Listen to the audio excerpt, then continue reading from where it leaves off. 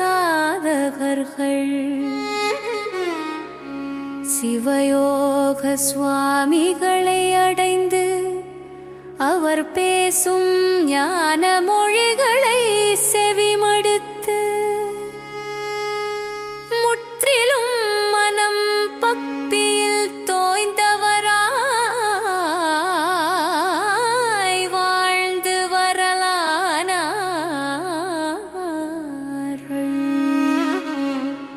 அவர்கள் விழுங்கிய ஞான அமுதினை சற்று சுவைத்து பார்ப்போமே நாம்.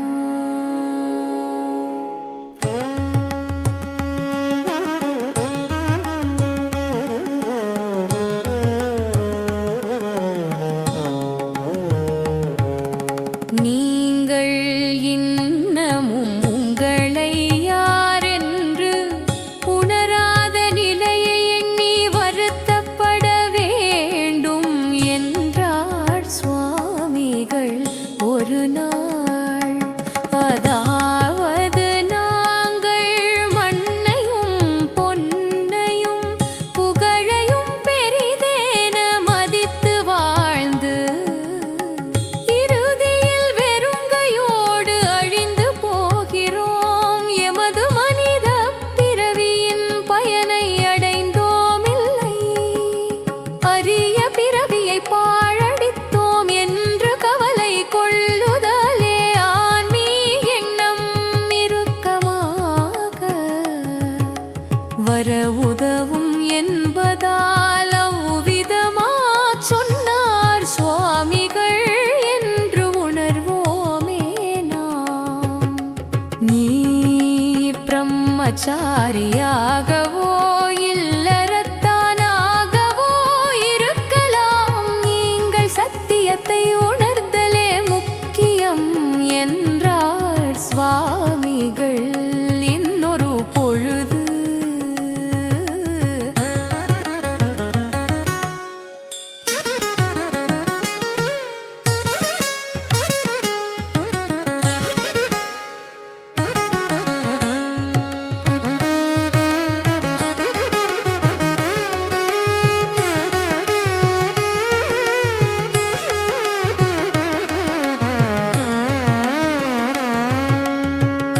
அந்த வண்ணமாக சுவாமிகள் சாதகரை ஊக்கப்படுத்தி உய்வித்தார் என்று உணர்வோமே நாம். உய்வித்தார் என்று உணர்வோமே நாம்.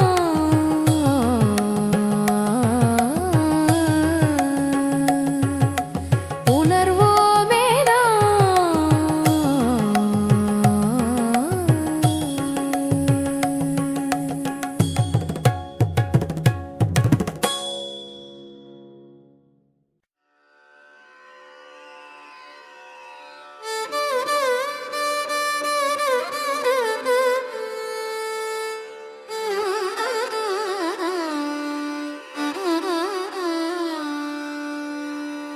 இருபதாம் நூற்றாண்டிலே 92 வருடங்கள் வாழ்ந்து யாழ்ப்பாணத்து தவமுனிவன் என்று அழைக்கப்பட்ட சிவயோக சுவாமிகள் ஞான சாதகருக்கு அருளிய ஞானோபதேசங்களில் சில பார்ப்போமே நாம். வாரீர் சாதகரே.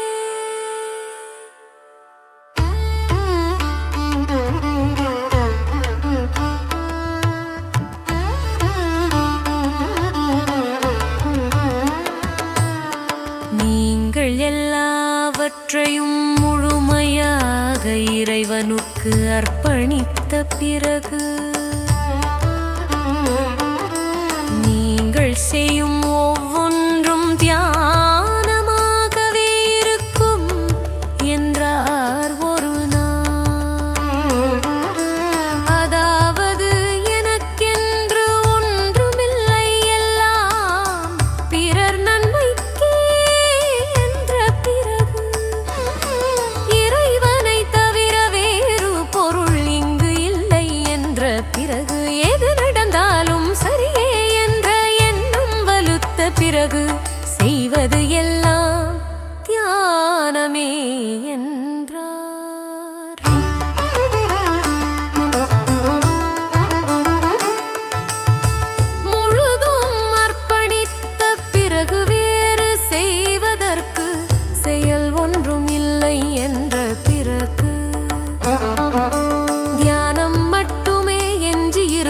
புதையல் என்றும் இன்னொரு பொருள் கொள்ளலாம் என்று அறிவோமே நாம். விடுதலை உனக்குள்ளேதான் இருக்கிறது என்றார் சுவாமிகள் வேறொரு நாள்.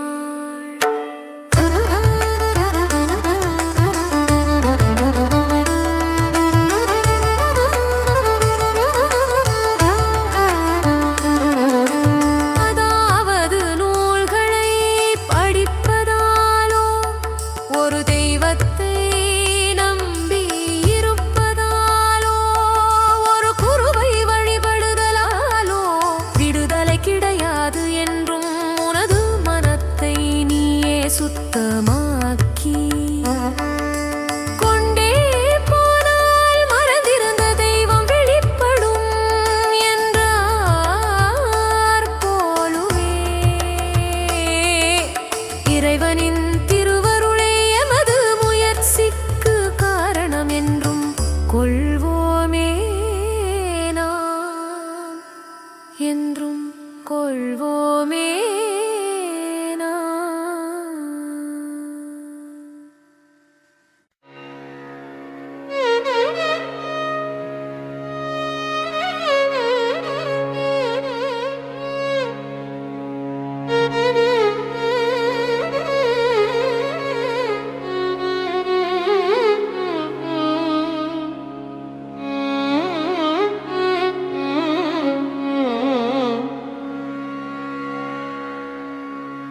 மார்க்கண்டு என்ற இளைஞன் கைதடி மார்க்கண்டு சுவாமியானா. ராம்ஸ்போதம் என்ற பிரித்தானியர் சந்த சுவாமியனானா. செல்லத்துறை என்பார் செல்லத்துறை சுவாமியானார். இல்லறத்தான் ஸ்ரீகாந்தா பெயர் போன உத்தியோகத்தரானார். இவர்களுக்கு சிவயோக சுவாமிகள் அருளிய ஞானோபதேசத்தில் சில பார்ப்போமே நாம். அவனன்றி அணுவும் அசையாது என்ற கூற்றை புரியும் போது மட்டுமே நீங்கள் மெய்ப்பொருளை உணர்வீர்கள் என்றார் சுவாமிகள் ஒரு நாள். இதன் பொருளாவது இறைவன் ஒருவனே, பஞ்சபூத வடிவத்திலும் எழுவகை தோற்றத்தில் தோன்றும் உயிர்கள் வடிவிலும் நின்று ஆடல் செய்கிறான் என்பதை அனுபவ உண்மையாக உணர்ந்து வந்தால் மட்டுமே நாம் இறைவனாகலாம் என்று சொன்னார் போலுமே.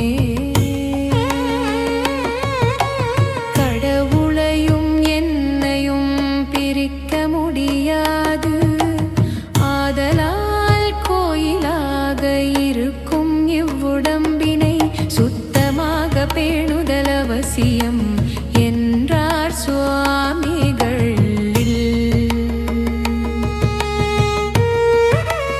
இன்னொரு நாள் இவற்றை அறிந்து பயன் அடைவோமே நாம், பயன் அடைவோமே நாம்.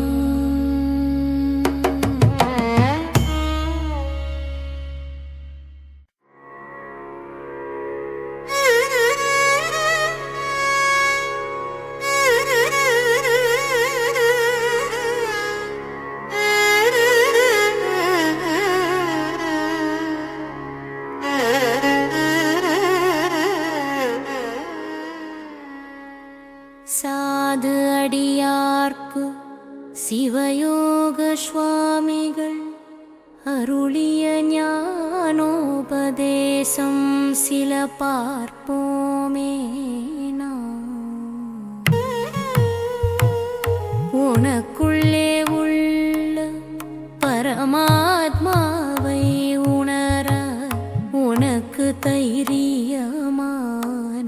உடலும் சுத்தமான மனமும் அவசியம் என்று சொன்னாரே சுவாமிகள் ஒரு நாள்.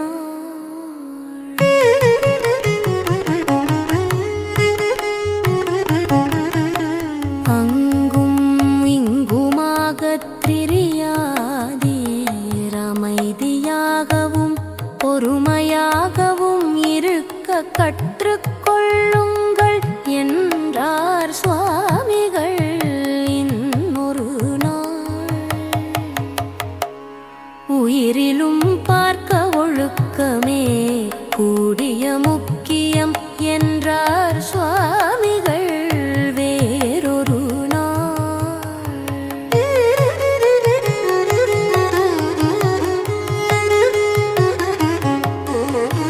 ஒழுக்கமுயிரினும் ஓம்பப்படும் என்று வள்ளுவன் சொன்னதையே சுவாமியும் சொன்னார் போலுமே. நாங்கள் அதுவாக மாறிவிடுவோம் என்பதல்ல என்றார் சுவாமிகள்.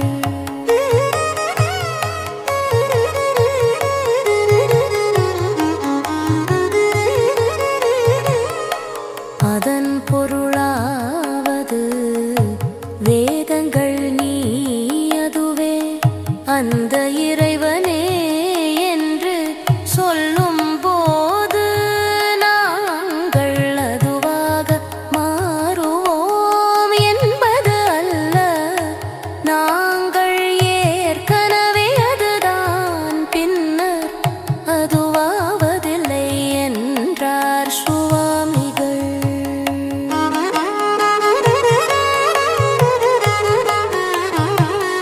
இன்னவாறு எங்கள் சுவாமி பற்பல உபதேசம் அருளினாரே. அரீரே நீங்கள், அரீரே நீங்கள், அரீரே நீங்கள்.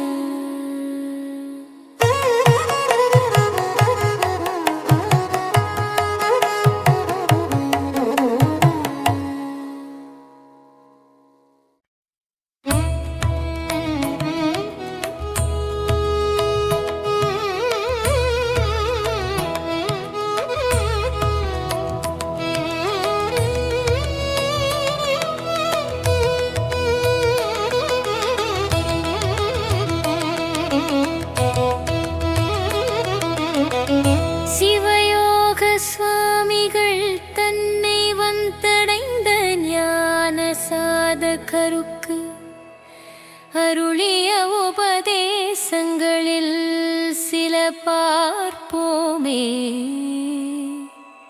இன்று வாரீர் நீர் சாதகரே. சாதுக்கள் கூட்டத்தினால் நாம் பெறும் ஞான அனுபவம் புத்தகங்களை படிப்பதனால் பெறப்படும் ஞானத்திலும் பார்க்க பன்மடங்கு உயர்ந்தது என்று அருளினார் சுவாமிகள் ஒரு நாள். காந்தத்தில் முட்டிய ஊசியைப் போல சாதுக்களின் இனத்தை சேர்ந்தோருக்கு ஆன்மீக ஞானம் கிட்டும் என்று அறிவோமே நாம்.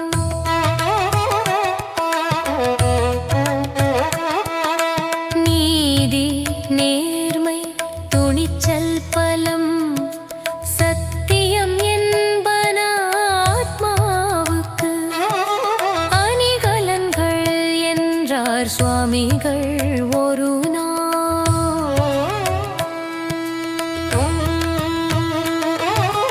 அதாவது தெய்வீக நெறியில் நிற்போரிடம் இக்குணங்கள் காணப்படும் என்றார் என்று அறிவோமே நாம். மற்றவர்களுக்கு நன்மை செய்வதன் நோக்கம் தனக்கு தானே நன்மை செய்வதாகும். தனது நன்மையே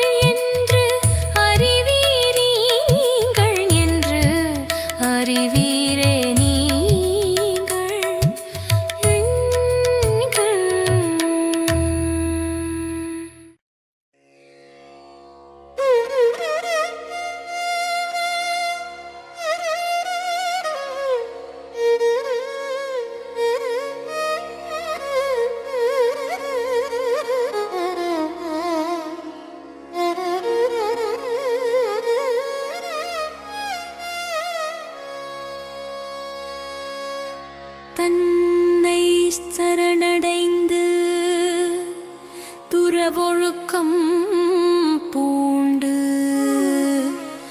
இறைநிலை அடைய விரும்பிய சாதகருக்கு சிவயோக சுவாமிகள் அருளிய வாய்மொழி ஞானோபதேசத்தில் வரும் சில மொழிகள் பற்றி இங்கு பார்ப்போமே. நாம் வாரீர் சாதகரே.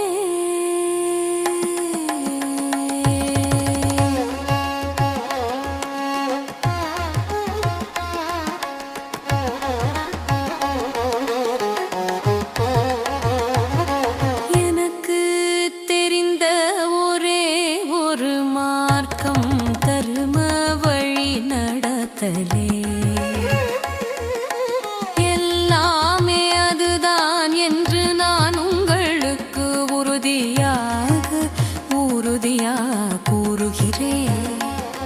நான் உறுதிப்பட மீண்டும் கூறுகிறேன். தர்ம வழி நடத்தலே எல்லாமும் உங்களை நீங்கள் அறிவதற்கு இதுவே மிகச் சுலபமான வழி என்றார் சுவாமிகள் ஒரு நாள்.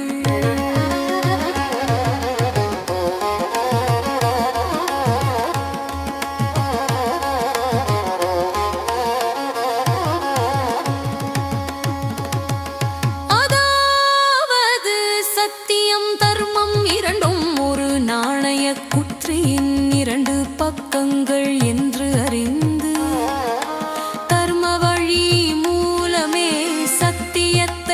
அடையலாம் என்று உணர்ந்து கொள்வோமே.